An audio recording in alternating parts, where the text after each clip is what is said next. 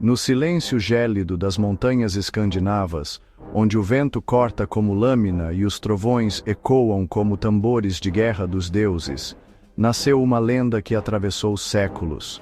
Seu nome foi entoado por guerreiros viking antes de cada batalha. Gravado em runas, passado em sussurros nas longas noites de inverno, ele era mais do que um mito. Era um símbolo, um deus, um guerreiro, um protetor, Thor. Mas a verdade sobre o deus do trovão vai muito além do martelo, da capa vermelha e dos filmes de Hollywood. Por trás da figura heróica que conhecemos hoje, esconde-se uma história brutal, ancestral e surpreendentemente humana. Prepare-se para descobrir o lado oculto de Thor, o verdadeiro, o temido, o venerado e talvez até o esquecido. Thor não era apenas um herói dos céus.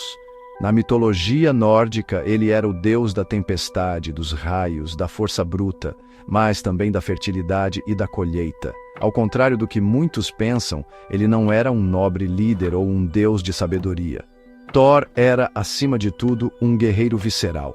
Seus inimigos não eram apenas monstros, eram forças primordiais do caos, como os gigantes do gelo, seres tão antigos quanto o universo. E a cada trovão no céu, os povos vikings acreditavam Thor havia desferido mais um golpe com seu martelo Mjolnir.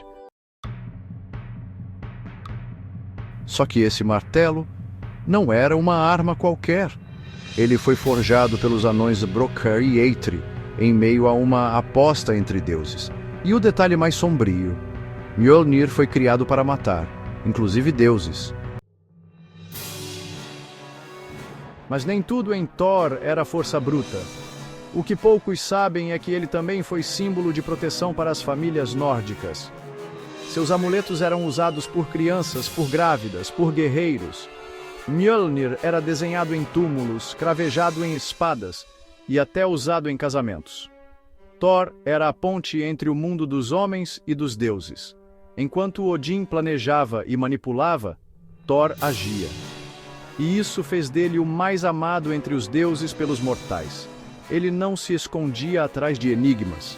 Ele enfrentava monstros frente a frente, protegia os reinos, defendia a humanidade. Mas essa devoção ao povo também criou tensões nos salões de Asgard.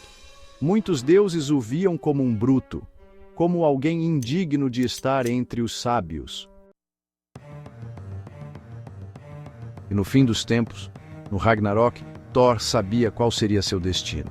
Ele enfrentaria a serpente do mundo, Jörmungandr, uma criatura tão colossal que dava a volta no planeta.